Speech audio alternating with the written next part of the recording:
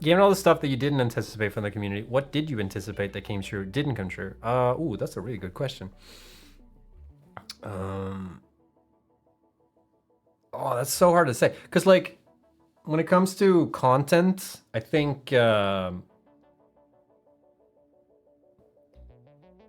when it comes to content in general for Satisfactory, there's always stuff that we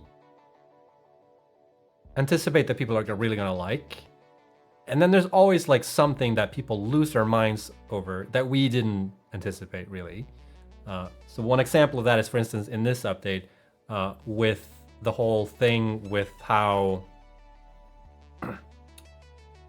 you can, you know, when you're building conveyor belts, you can like build them on 2 steps, where like the second step is like the validity check. So like you can actually place down the belt and pull it up, and then we'll check the next step instead of the first one.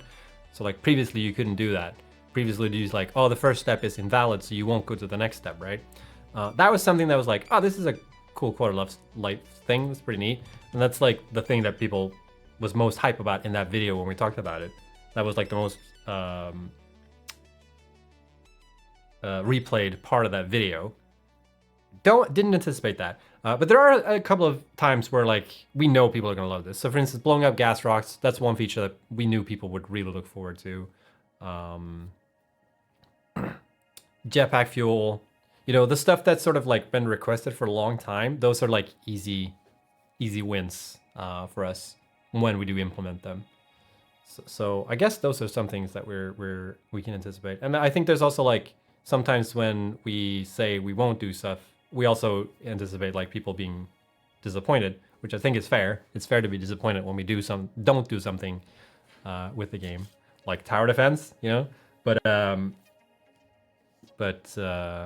yeah, that's how it is, and it's understandable. But it do be like it is sometimes.